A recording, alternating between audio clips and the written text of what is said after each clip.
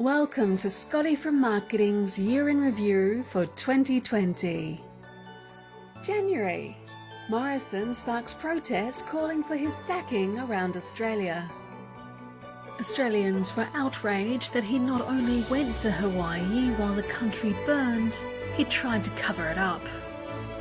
He cut short the trip only when it became apparent his position was untenable. Then Morrison visits Cobargo. February. Sports Rorts is revealed. Bridget McKenzie resigns. After weeks of Morrison defending her, the Sports Rorts scandal is traced all the way back to the Prime Minister's office. March. COVID hits Australia. Morrison announces bespoke arrangements for cruise ships under the control of Border Force on March 15. March 19. The Ruby Princess docks in Circular Quay. 2,800 people get off the ship and spread COVID across the country. April. Morrison threatens schools to open up or the Commonwealth will cut their funding. Schools are safe. He could not be clearer than that. Morrison never creates a COVID plan for aged care. This failure leads to hundreds of preventable deaths. April continued. Foreign Minister Marise Payne appears on the ABC's Insiders programme. She picks a fight with China by calling for an investigation of how COVID escaped from Wuhan. Morrison calls for investigators with weapons inspector-style powers from the WHO to go to China. Relations with China, our biggest trading partner, deteriorate rapidly throughout the year. May. Morrison accepts responsibility for a $60 billion JobKeeper wage subsidy bungle. Morrison and Treasurer Josh Frydenberg claim the $60 billion underspend reflects their superior economic management. It was the largest Treasury error in Australian history.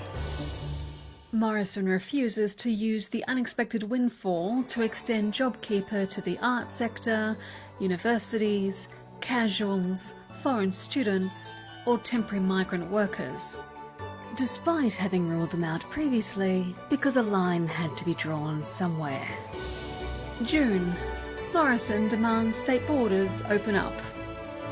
He undermines state and territory leaders' responses to the pandemic, including backing Clive Palmer's High Court challenge to the independent sovereign nation of Australia's hard border. Palmer loses. Later, he takes credit for the state and territory's world-leading success in controlling COVID. July. Morrison sparks outrage, again, by shutting down Parliament while demanding everyone else return to work. August. When asked at a Senate inquiry, Aged Care Minister Senator Richard Colbeck doesn't know how many people had died in aged care. A reminder that Morrison never created a COVID aged care plan for Commonwealth-funded and regulated aged care facilities. September. Morrison bullies Queensland Premier Anastasia Palaszczuk on border closures.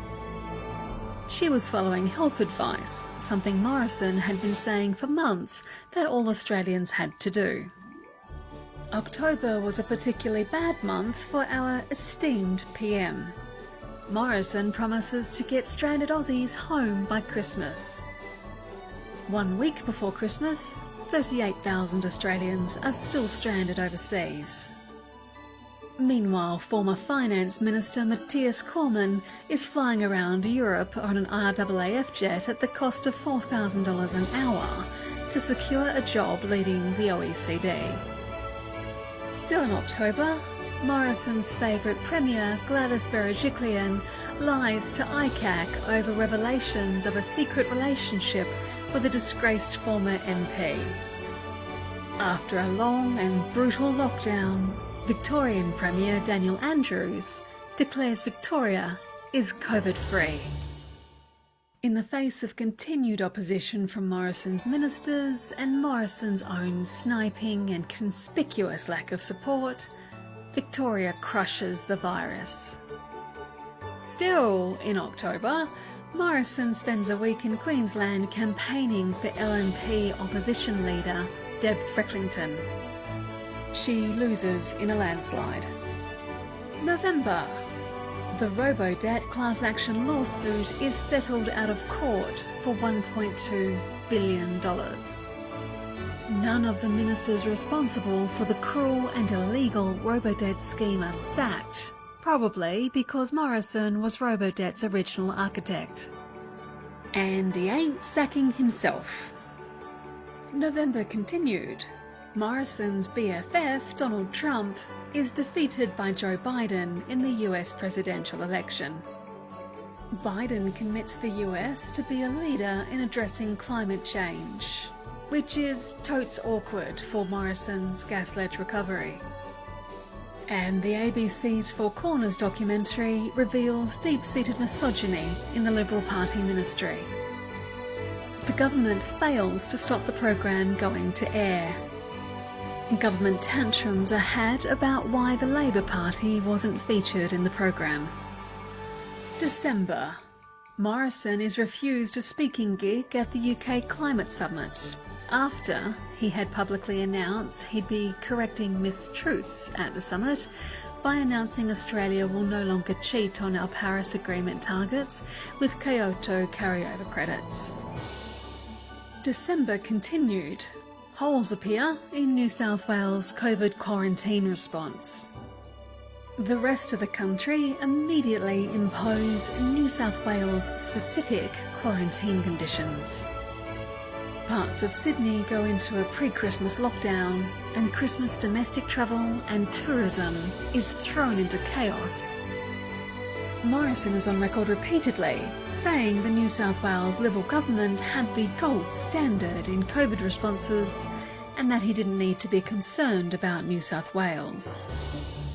He practically declares himself Prime Minister of New South Wales, implying that all other states, having eliminated the virus, at great cost in Victoria, had faltered in their responses to it. Our thoughts are with New South Wales at this difficult time. We hope this outbreak is brought under control quickly and safely. The team at Reclaim the News would like to thank everyone for their support in the 2020 year of apocalypse and wish you and yours a safe and happy holiday season and a wonderful new year. Follow us for more mostly bullshit, democracy bullshit, and other Reclaim the News content in 2021.